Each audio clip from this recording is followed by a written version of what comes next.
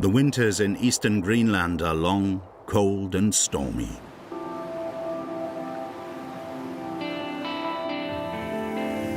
It is the home of the Inuit. They have learned to survive in the white wilderness. In this icy and magical world.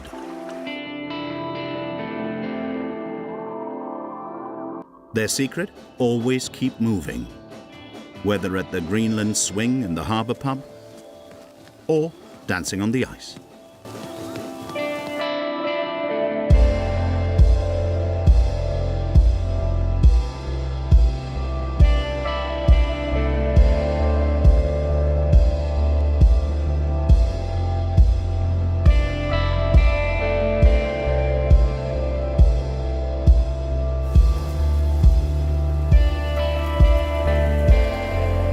For almost 7 months of the year, frost, ice and snow have a firm grip on eastern Greenland.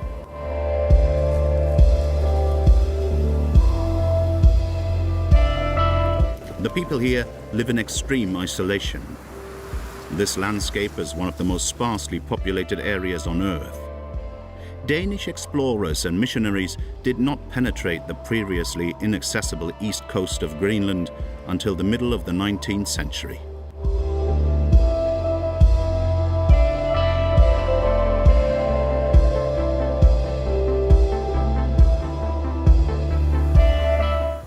The biggest place here is Tasiilaq.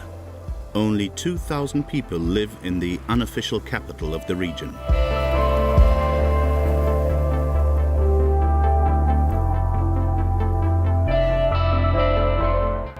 Greenland today has the status of an autonomous territory of Denmark, with Queen Margaret II as head of state.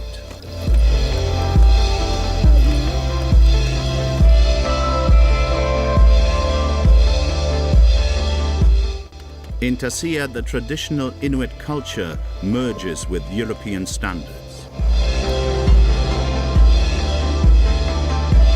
A settlement with a kindergarten, school and hospital.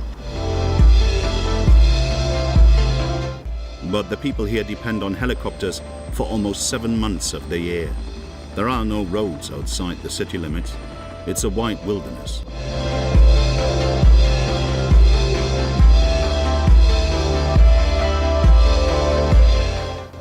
And that's what Tasiilaq has a ski lift for, the only one in East Greenland. A real attraction.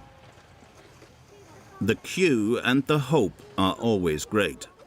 Unfortunately, you never know if the system will really start. On weekdays, it opens at 2 p.m. On weekends, already at 10 a.m., at least in theory. Thomas Christensen is the piste manager. At the moment, the strong winter storms are bothering us. The snow drifts and sub-zero temperatures. In addition, the lift is already quite old. Keeping it running is insane. I pray for a new one.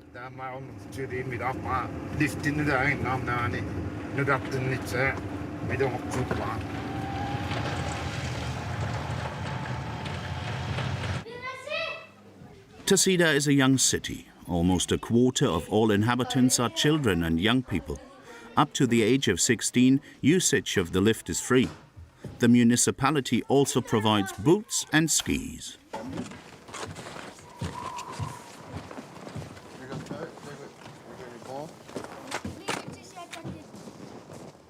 But first, Thomas has to get the lift working.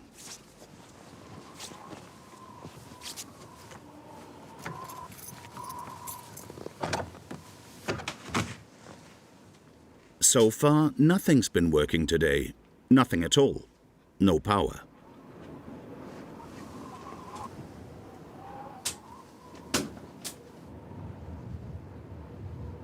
Maybe the cable connections?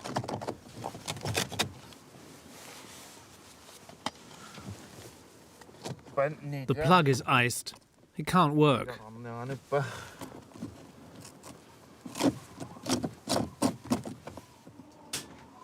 The ice had interrupted the high voltage contact.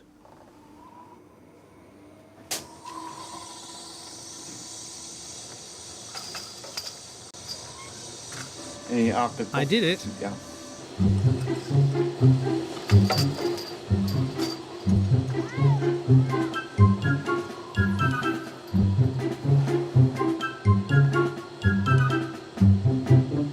The lift is a gift from Switzerland. Just 200 meters long and still a lot of fun. Electricity is flowing again. Make way.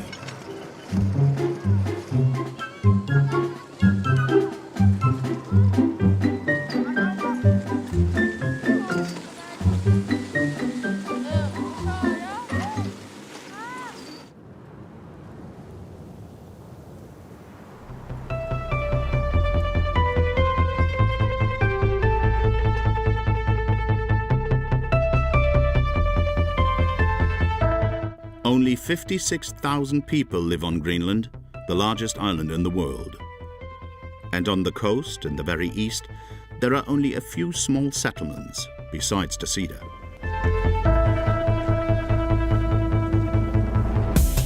Shamanic Fjord stretches almost 90 kilometers inland and is one of the longest in the region.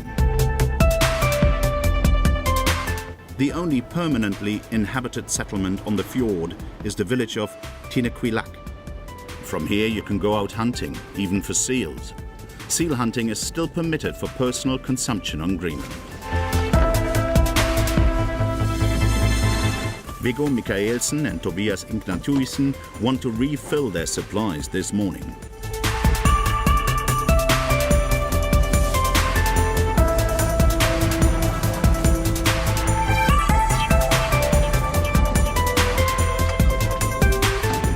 But first they have to find their way through the chunks of ice.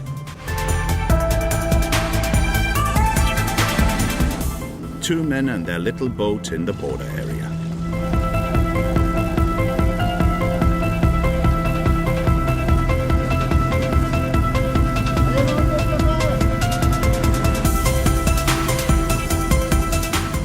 Even today, the meat of marine mammals is the staple food on Greenland's east coast.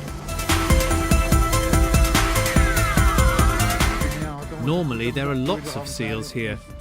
We have to get behind the ice fields. Maybe they're there. But the wind is very strong right now, and we have lots of ice.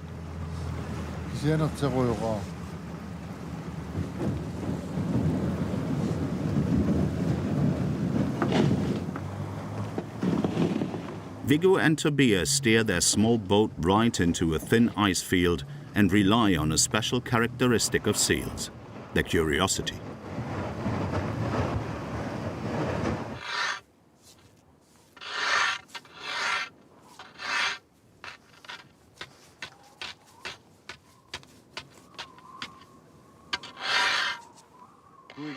I'm trying to attract the seals. The scratching with the spear makes them curious. Sometimes they stick their heads out of the water.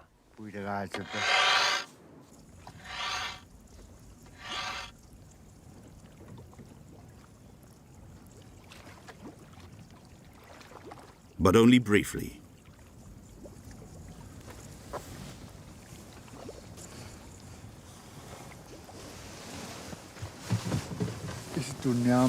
The animals are extremely shy today. Out here, everything is a problem. We're sick of ice. Sometimes we don't catch anything for days, and then we don't make any money, and we don't have anything to eat.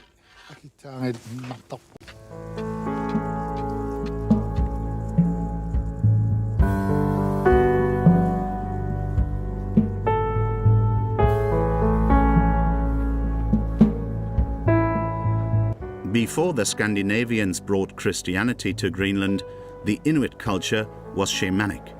These influences can still be felt today. For example, in the form of Tupilaks, small creepy figures, a kind of voodoo magic in the north. In Inuit mythology, a Tupilak was brought to life by magical ceremonies to harm an enemy.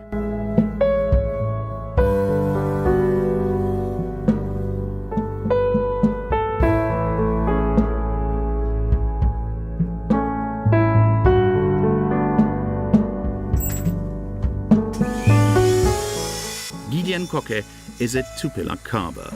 His tool has long been the electric milling machine, not the knife as in the past.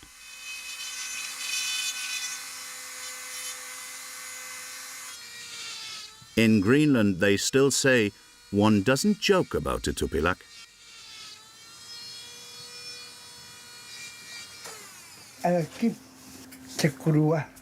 Such a Tupilak could be used as a warrior. If you wanted to kill someone, for example, you would carve a figure like this and plant the corresponding order on it. And the Tupilak would march out and kill the enemy.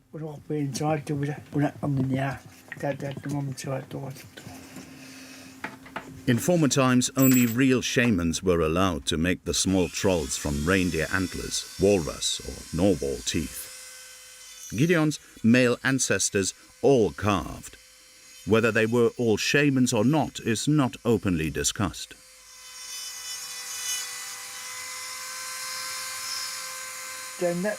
This Tupilak has a long tradition in our family.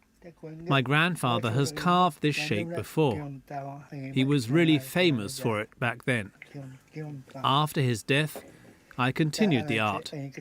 Today, these Tupilaks are my trademark.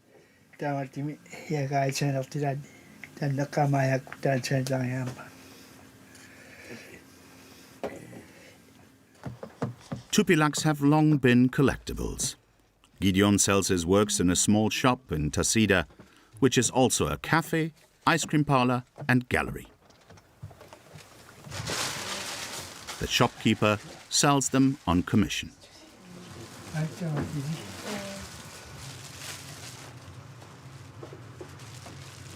What should I write on it? It's really nice.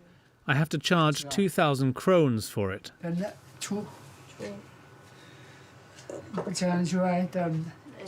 Price around 270 euros.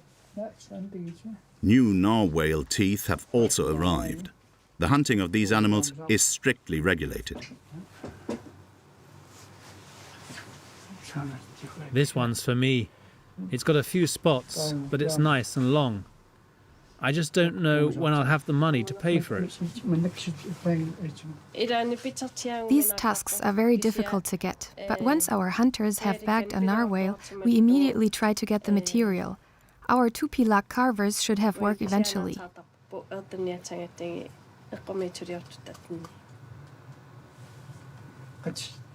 How much?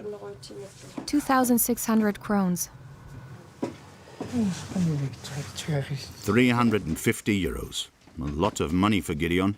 He'd have to sell a Tupilak or two first. His clients include both locals and visitors from all over the world.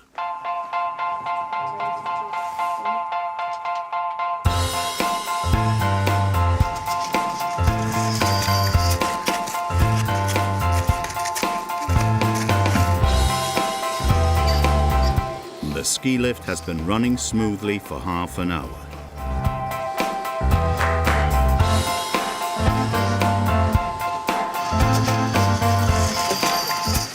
But then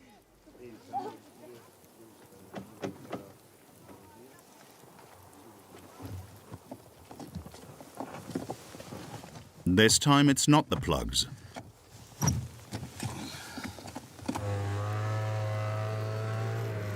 Thomas sends an employee to one of the rope towers with the snowmobile. Something must have got stuck.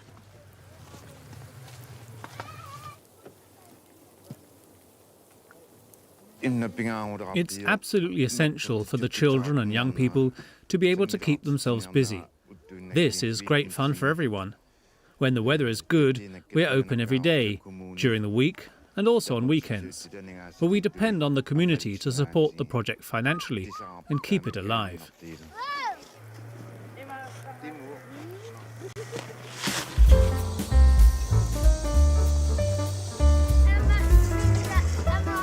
After 10 minutes, this breakdown is also fixed. The pieces go all over the place, sometimes even straight through the village.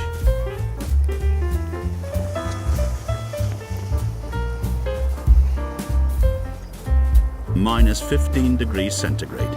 For the children from Tasiilaq, this is nothing at all.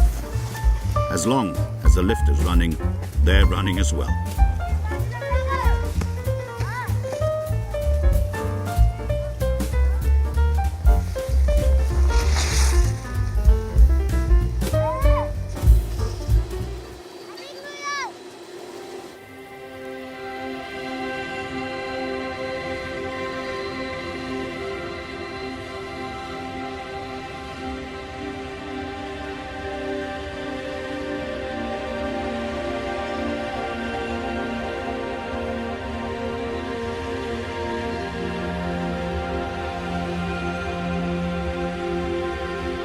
Polar lights. In purely physical terms, they're only solar particles that hit the Earth's atmosphere.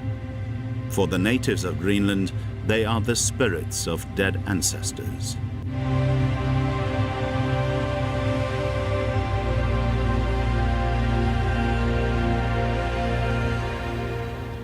Tasiilaq is located near the Arctic Circle. This means midnight sun in midsummer and very short days in winter. But the people on Greenland's east coast have a fun-loving strategy against the lack of light. Music.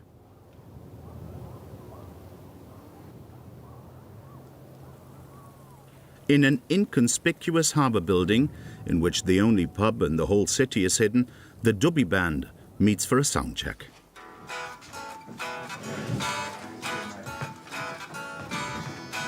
Tobias Saminuinak, called Dubi, is the name giver of the band. He himself works as a kindergarten teacher. He founded the group 3 years ago. The music market in East Greenland is highly competitive. Dubi has his sights set on the competition. I know all the local bands. There is us, of course, the Dubi band, the Juni band, the Vali band, the Shamanic band, Tasiilaq champ, the Kulusuk band, and the Vinny band. Those are 7.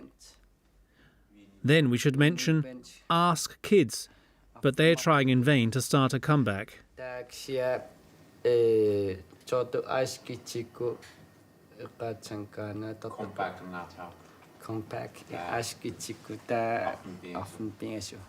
Oh, and then there's My World. That's 9 bands on the East Coast.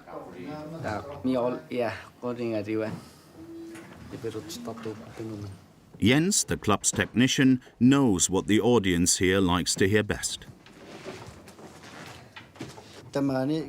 Swing is very popular here, especially in Tasiilaq.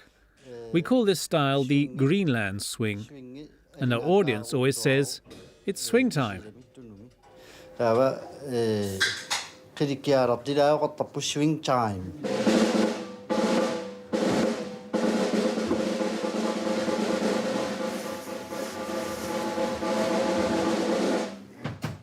Eternal problem with rehearsals. Frozen strings. They always have to be warmed up first.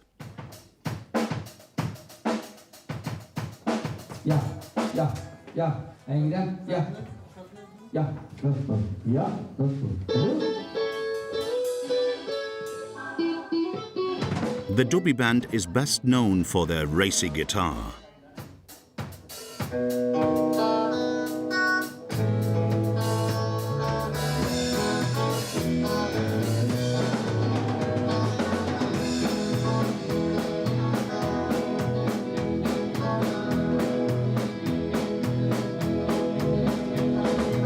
Tomorrow night, the Dubis are supposed to let the cold room boil.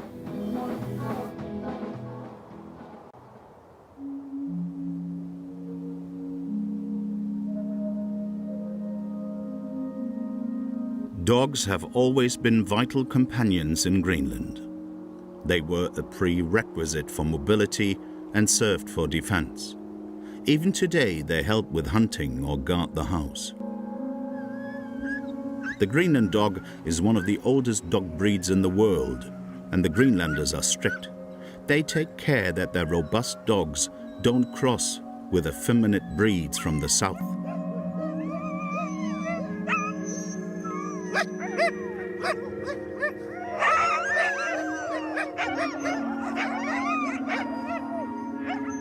The animals are always on a leash.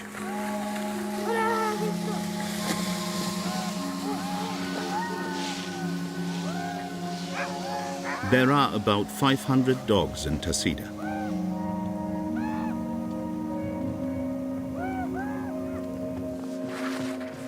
Kunuk is a dog sledge driver. Like most people in the village, he simply uses his canopy as an outdoor fridge. Tied to a wooden scaffolding, his meat stocks are stored here.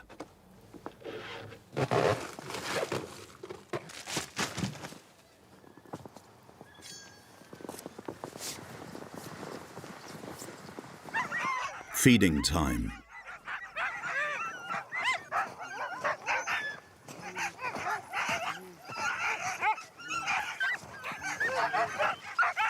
They'll have seal.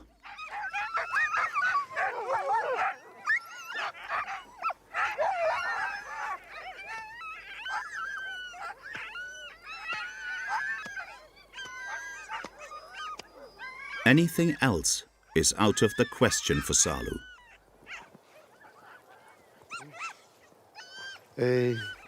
If I only give my animals ready-made, dry dog food, they remain hungry. But when they get seal, they are full and full of energy.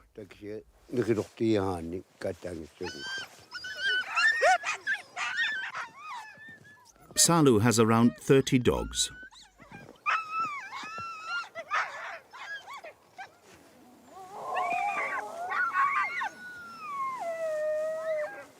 Karla, Salu's daughter, is helping out today.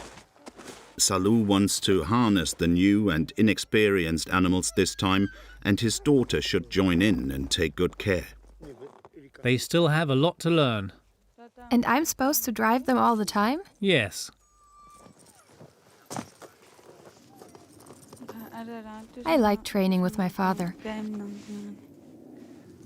The way he talks to the dogs is great.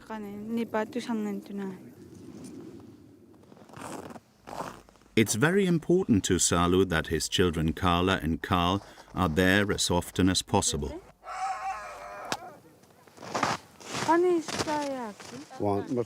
I have also known dog sledging since I was a very young child. I was already on the sledge when I was 5 months old.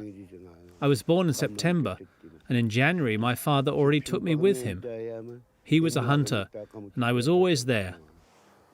I was even changed during the ride.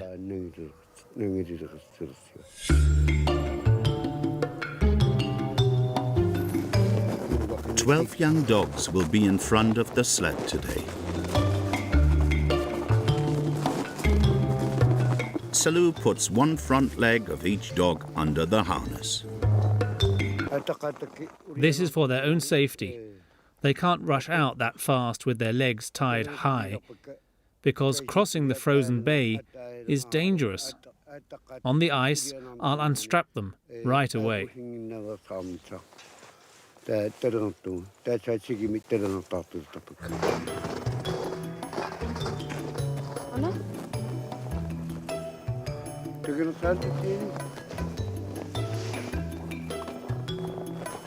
All the strands and lines are still unfamiliar to the young animals.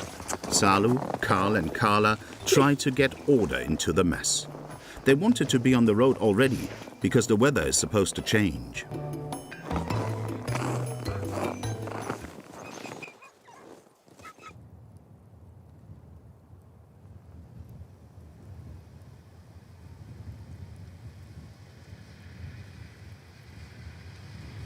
Dog sledges are a lot of work. Some hunters have therefore switched to 100 horsepower snowmobiles.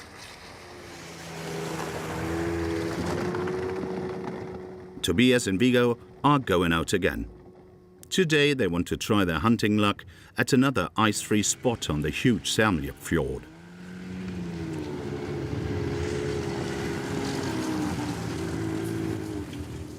But their boats are stuck, almost 500 meters from the water. The wind pushed too much ice to the shore. Actually, they wanted to leave by boat. Now they can only leave by foot. Maybe there are some seals at the water's edge, over there. I bet they taste really good. Big females. Really tasty.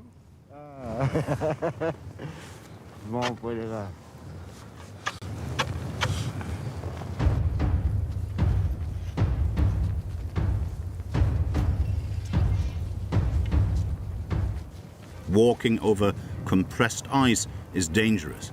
You can easily break your bones in snow-covered crevices.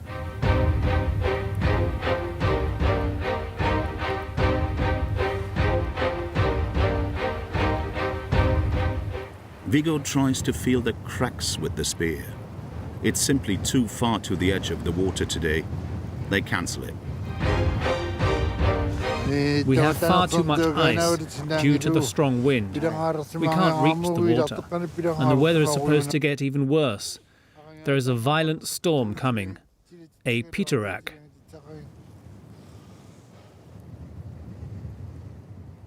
The Pitarak is one of the most dangerous storms that occur on Greenland's east coast. So they better get to safety quickly. The hunting trip 4 days ago was more successful.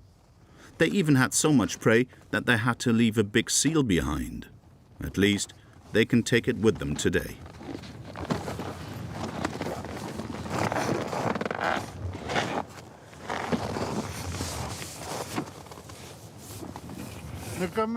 We do that a lot. What we can't take right away, we freeze for later. As an emergency ration.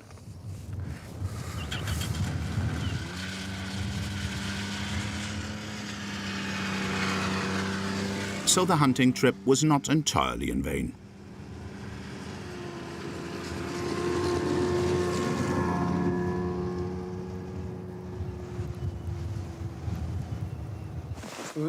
That way.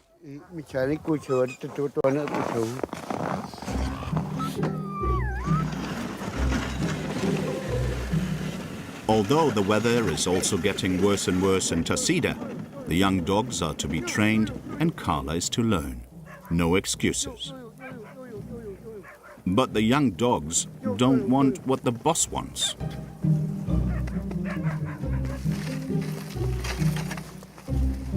Especially at the complicated transition from the mainland to the frozen bay, they don't know where to go.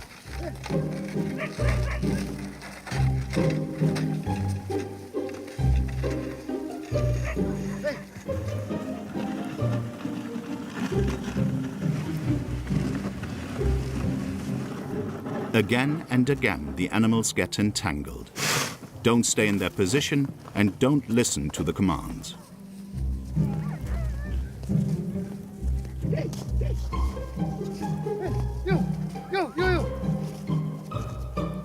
Salu unties the front paws and the actual training tour can begin.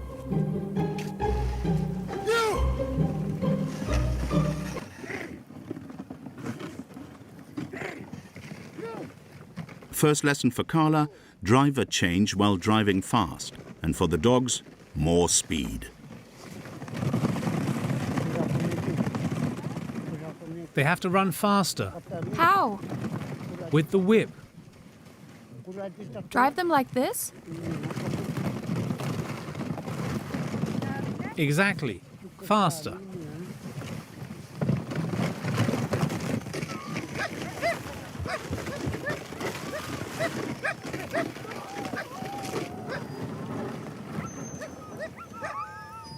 After half an hour, today's tour is already over. And nobody here complains about cold feet.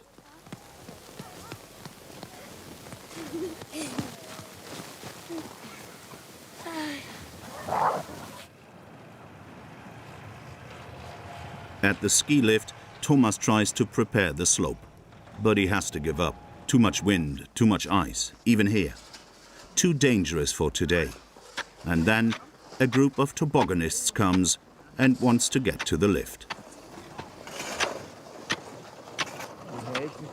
Are you registered? The Secretariat sent a mail yesterday. Doesn't matter. We're not opening today.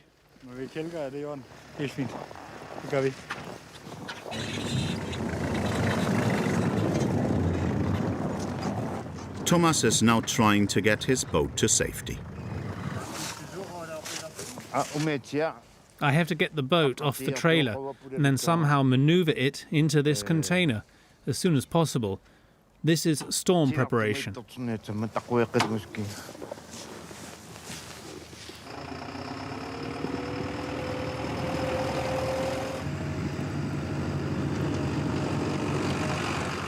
The good thing is, Thomas has the snowcat.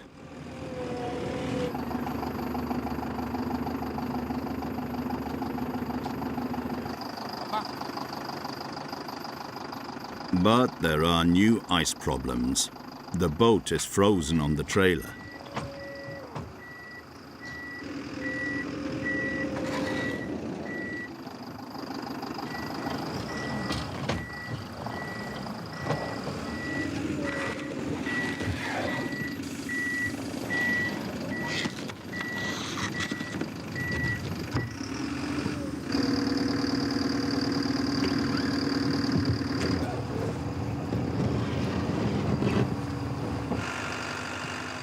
The boat fits into the container just in time for the Pitarak.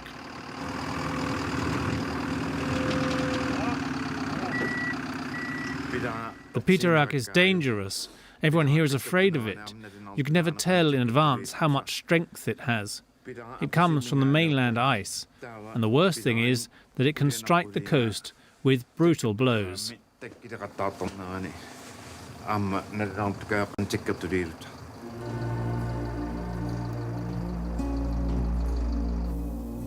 The Pitarak warning came in at 8 in the morning. The highest wind speeds are expected in the early afternoon. Kindergartens and schools will remain closed. People make sure they get home. They hole up.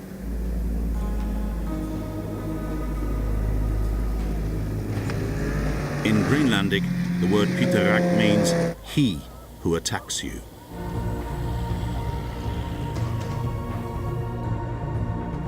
When the snowfall diminishes and the sky clears up, that's when things usually really get going.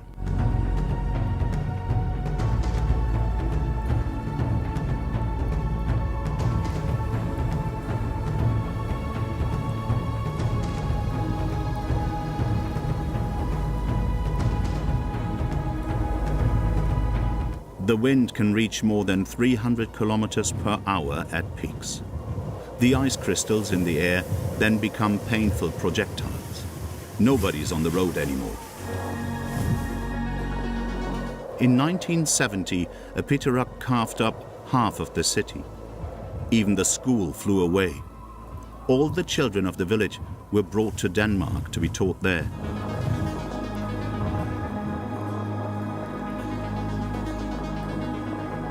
Even the most experienced hunters don't go out during such weather.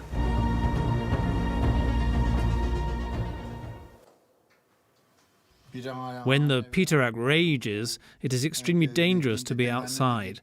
The gusts are incredibly sudden. It's unpredictable. The Pitarak has already claimed many lives.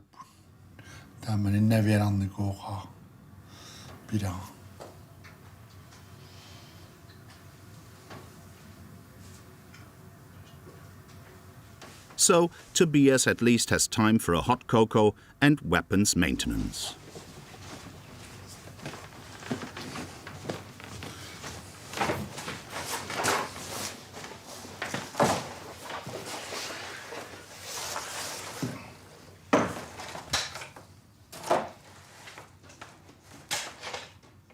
Tobias is 59. He's been hunting for almost 50 years. It was never a dream job for him.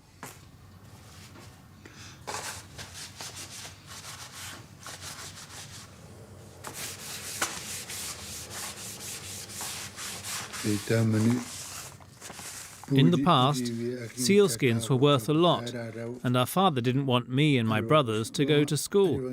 He wanted us to go hunting with him.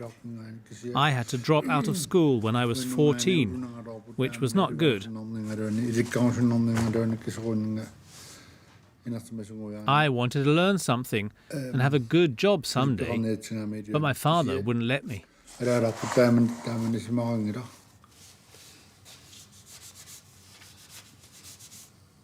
Today, Tobias is considered the best hunter far and wide. Seal hunting in winter, fishing in summer. And every now and then, a few holidaymakers go on a trip through the area. He and his family are doing well.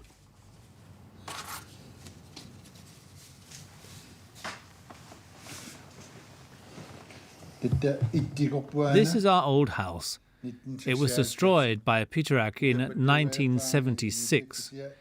We lived in there with the whole family. It was made of grass and stones, and partly an earth cave. At that time, I could not imagine living in a big, modern house like this one. We lived in the cave house only in winter. In summer, we went hunting and lived in a tent or in a boat covered with a tarp.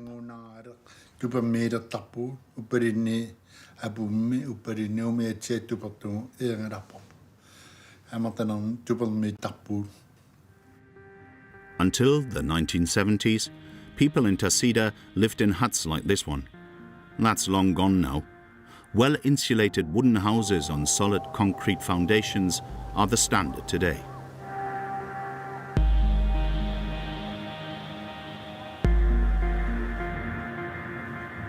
But life in Greenland is still hard.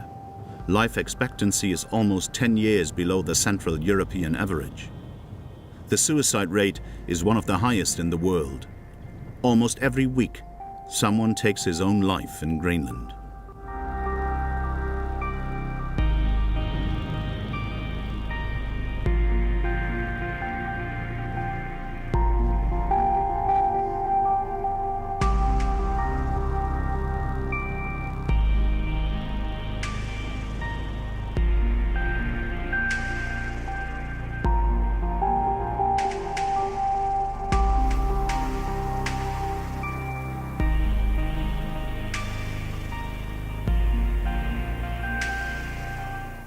On the outskirts of Tasiilaq, somewhat off the beaten track, lies the Red House. Viggo Mikaelsen, Tobias' hunting colleague, delivers fresh seal meat to the boarding house. The operator has ordered it. Robert Peroni. Robert is 76 years old, originally from South Tyrol, and has been running the small hotel in Tasiilaq for more than 25 years. He was an extreme sportsman and adventurer, but he only found the meaning of life with the Inuit.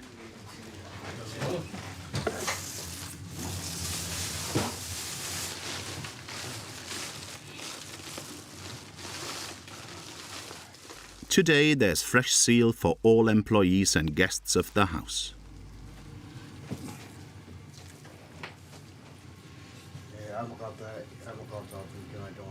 The Greenlandic power food.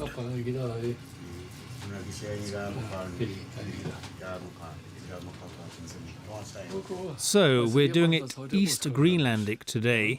That means it's simply boiled in salt water. The meat of the seal is not just meat. It's pork, it's beef, it's veal, it's chicken, it's everything. And it's also zucchini, tomatoes, strawberries. It's everything. It's the food. The Red House is not an anonymous hotel, rather a family hostel for adventurers. Robert himself lives among his guests. The house has 12 rooms, and in the evenings the boss himself cooks. South Tyrolean recipes with Greenlandic ingredients. Robert became famous in 1983 with the first crossing of the Greenlandic inland ice. Such extreme tours eventually became too much for him. In Tasiilaq, he came to rest. I love this country because it simply has a nature that is incredible. A desert. But the people fit right in. They have a kindness. They have humanity. Here I was welcomed like a friend, with open arms. And then people came here and said, "Please, Robert, stay with us." Robert employs 36 young people from the village in his guest house, exclusively locals. He sends hunters out to hunt and buys their meat.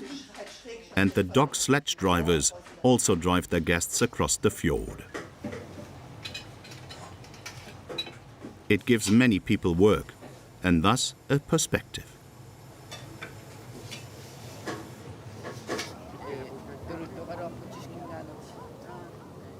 Down in the harbour, the Dubi band will perform this evening.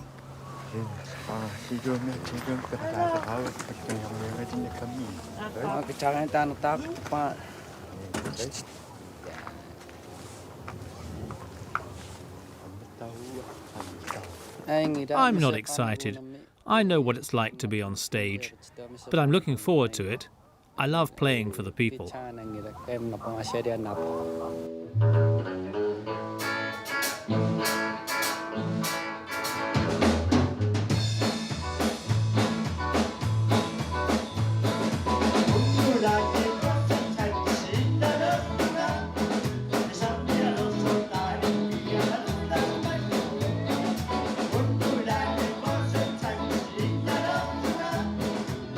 It's about 15 degrees in the hall. And that's all the heating can do. The boys of the Dubi band are booked from 7 p.m. to midnight. And they play almost non-stop, no matter how many people dance.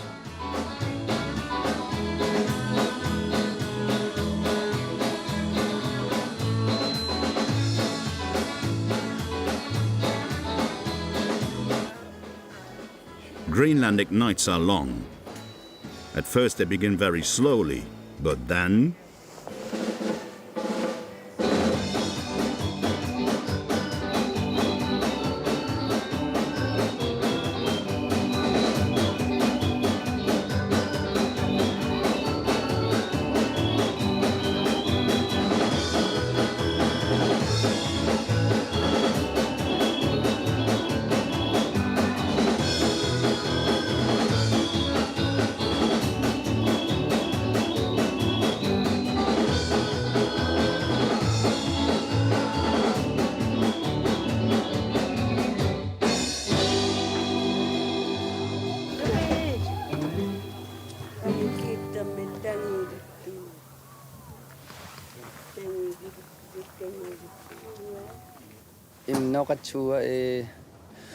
When people dance, I'm happy, even if only a few dare to hit the dance floor.